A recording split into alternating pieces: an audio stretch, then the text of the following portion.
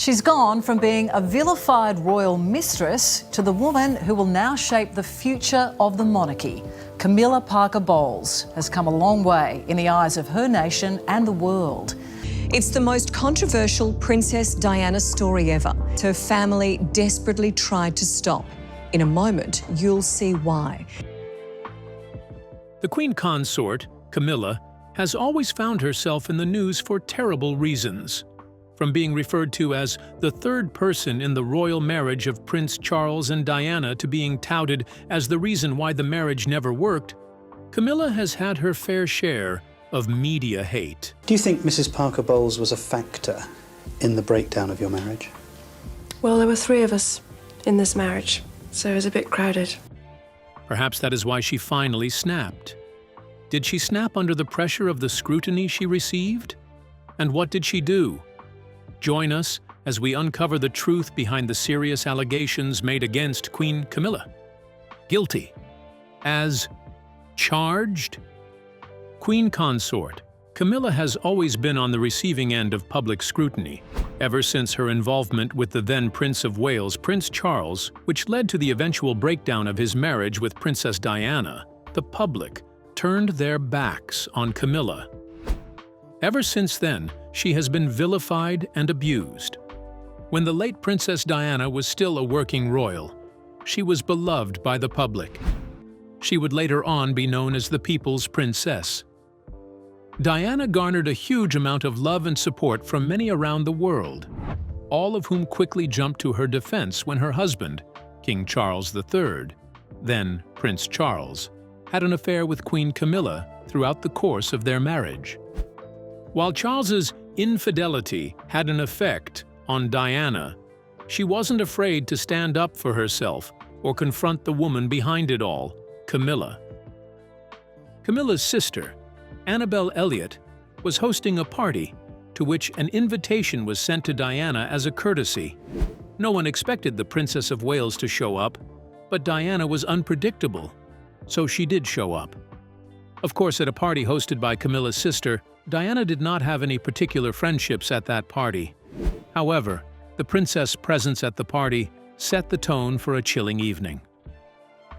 After an hour of having to endure the awkwardness, Diana motioned for her bodyguard to come to her assistance. In distress, she told him that she could not locate her husband or Camilla, and together they set off to look for both of them. After a short while, they found the prince and Camilla sitting on a sofa in the basement of that property, just talking. Upon seeing the two of them cozied up together, Diana squared her shoulders and boldly confronted Camilla, which was the first time she had ever done so. Diana gathered all her strength and dignity and just went up to both of them and turned to Camilla, telling her not to treat her like an idiot, as she was aware of what was going on between her and the prince. Camilla, not one to bite back her words, had a quick comeback for the princess. With her words, she hinted at the continuation of their affair, despite Diana's knowledge of it. Camilla told the princess that at least she had gotten 2 beautiful children from the marriage. In 1992, just over a decade after their wedding, Charles and Diana separated, and this eventually led to their final divorce decree in 1995. Diana has agreed to get a divorce from Prince Charles. 2 years later, Diana died in a car crash. Since then, fans of the princess have called for an investigation into Camilla, arguing that she had motive to end the life of the Princess of Wales. Diana's eventual passing put huge dents in the plan of both Charles and Camilla. But how? Chasing the wind. When the news of Princess Diana's car accident was broken to Prince Charles, the first person he called was not the Queen, who at the time was also at Balmoral enjoying the summer holiday with her children and grandchildren. He immediately picked up the phone to call his longtime mistress, Camilla Parker Bowles. Camilla, just as she had done so many times over the years, reassured the then prince that all would be fine. Diana was a young woman, Camilla pointed out, and they both agreed that she was in the best physical shape of her life. Whatever her injuries, she was bound to pull through. But Diana did not. When Charles put a phone call through to her and informed her about the terrible news, she started to weep. Immediately, she grabbed a pack of cigarettes off her nightstand, lit up, and puffed away nervously as her lover sobbed over the phone. It was, after all, expected that Charles would be devastated over the loss of his son's mother. Both Charles and Camilla agreed that it would do no good to wake William and Harry now. It was best to let them get their last good night's sleep before breaking the terrible news to them. However, there was another selfish reason behind their tears. Through the tears, Charles asked his lover what was going to become of them. In the nearly 5 years since then, Prime Minister John Major announced before the House of Commons that the Prince and Princess of Wales were officially separating.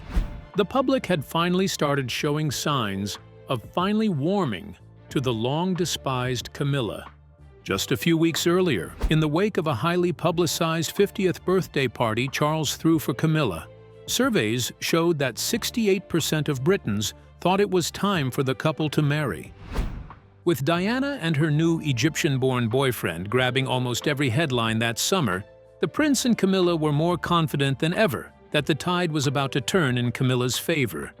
On September 13th, Camilla was to keep up the momentum by co-hosting a celebrity-packed charity ball to benefit the National Osteoporosis Society.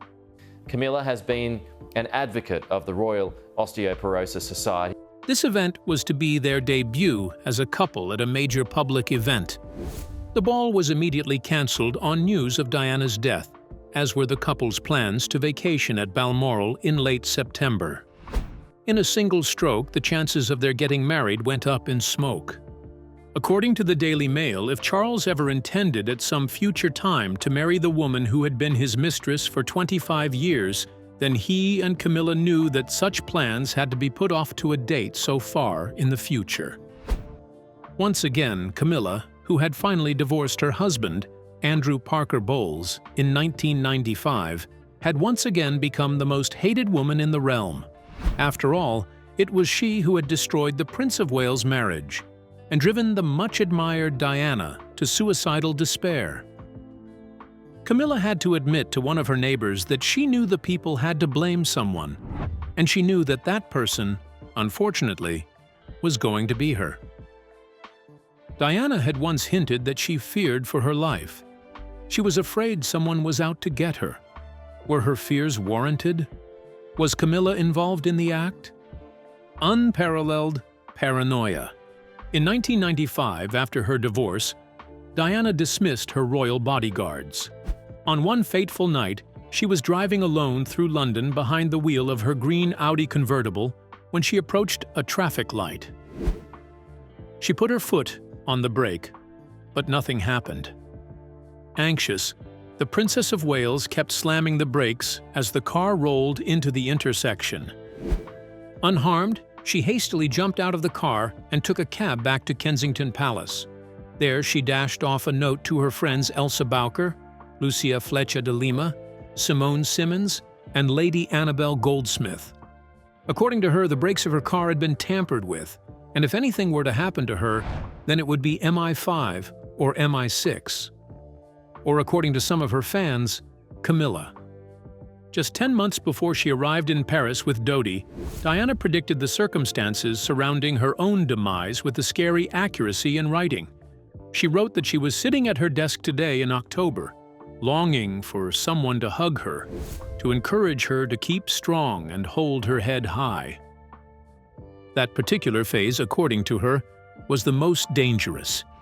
She suspected that someone was planning an accident in her car, causing brake failure and serious head injury.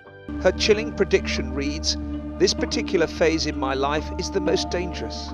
Someone, the name blacked out, is planning an accident in my car, brake failure and serious head injuries." In order to make the path clear for Charles and Camilla to marry.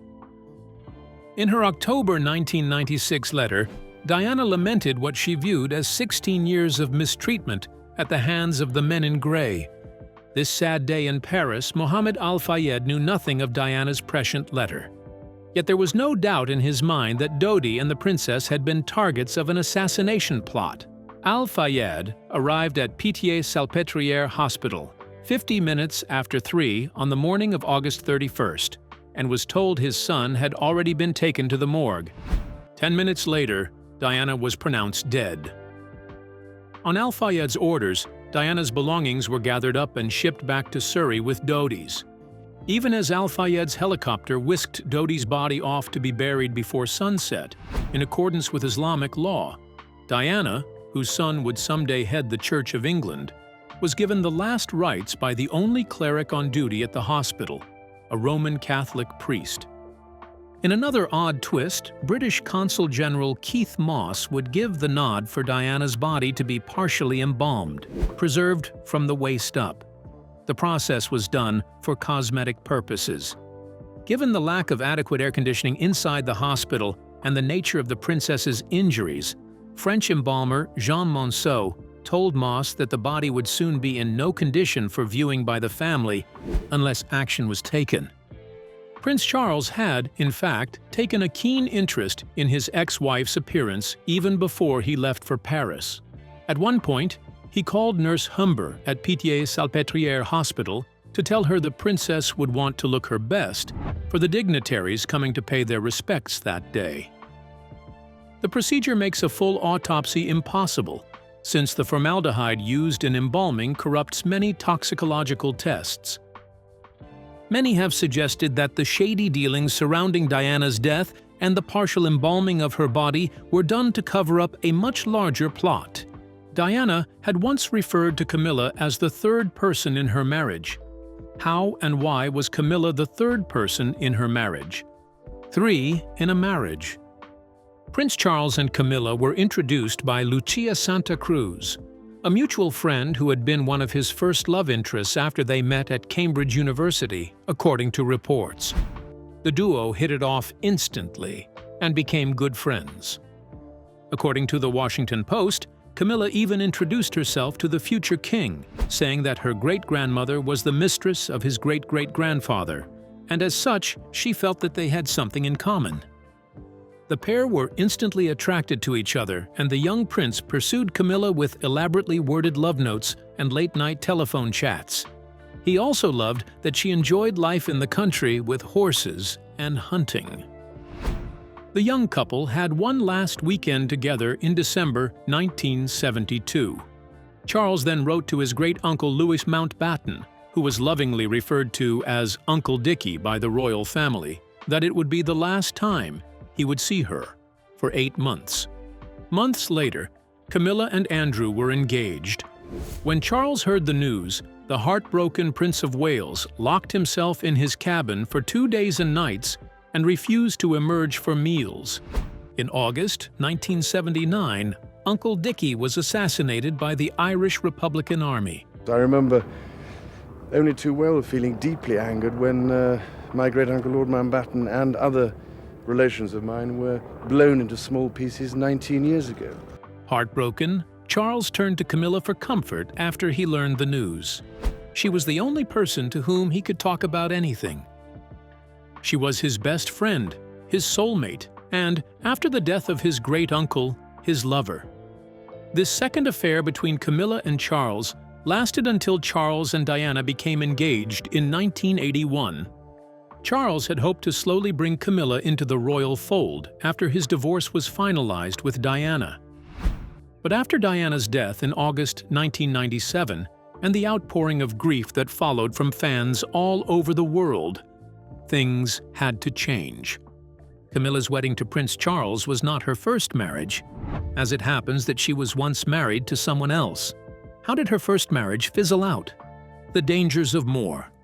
On July 4th, 1973, at the Guards Chapel in Wellington Barracks, London, Captain Andrew Parker Bowles and Camilla Shand had their wedding in front of 800 guests. Needless to say, it was the most talked-about social ceremony of that British summer.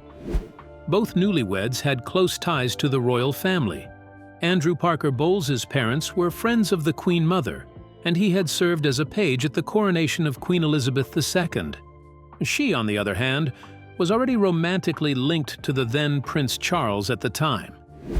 Andrew Parker Bowles, a British Army officer who would rise to the rank of brigadier, first met Camilla in the late 1960s, although the couple held off on announcing their engagement until 1973.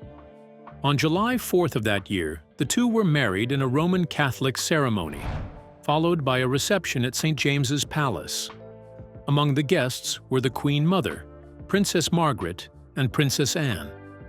Camilla and Andrew Parker Bowles remained married until 1995, a period during which they lived at Middlewick House, a Georgian-style home in Wiltshire.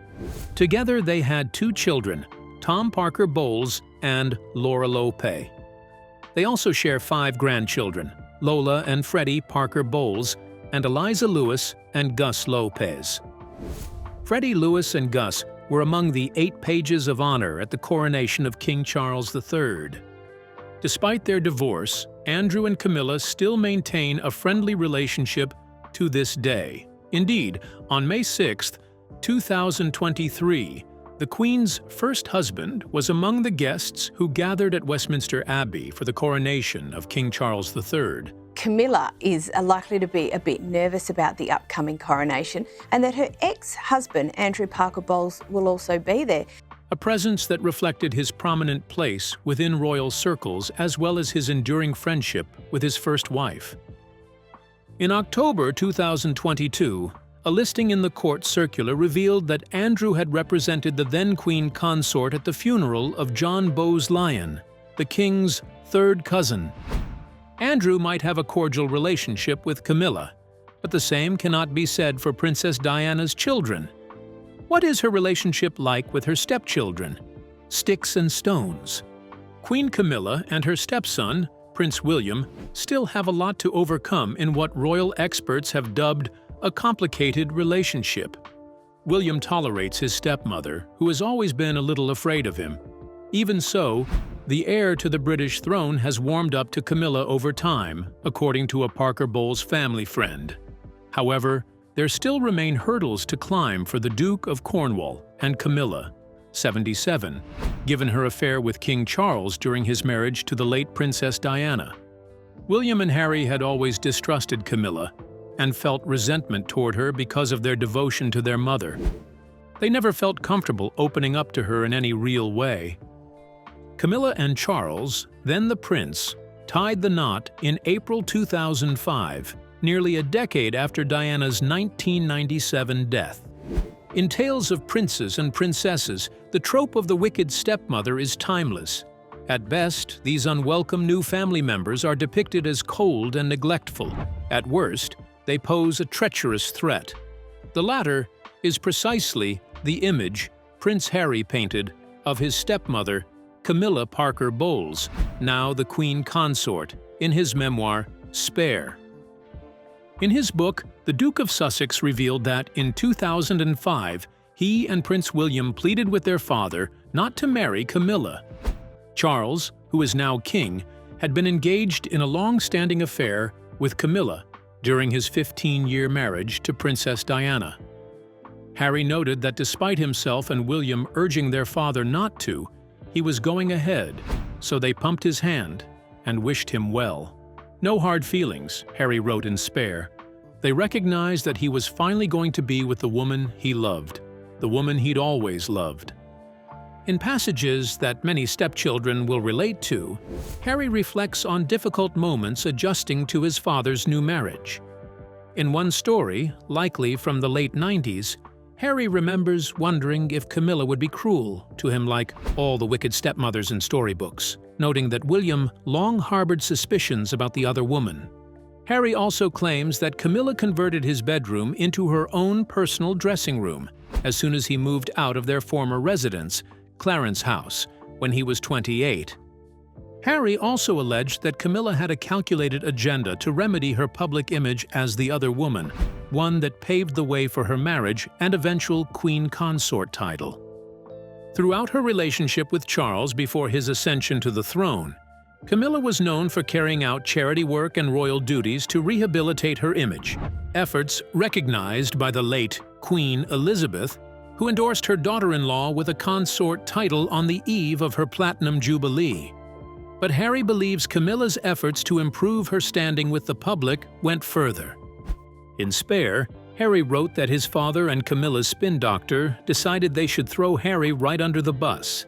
He wrote that they leaked news of his substance use in 2002, saying that Prince Charles sent Harry to a drug rehabilitation center in order to garner sympathy for Charles as a father and for their relationship.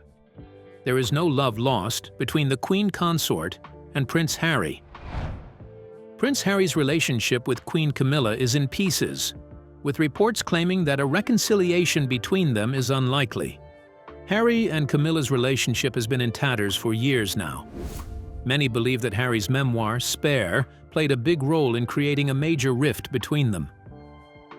Camilla believes Harry is a wolf in sheep's clothing and that he brings stress and drama to situations. It's her belief that any interaction King Charles has with him is only going to be bad for his health and for the family as a whole.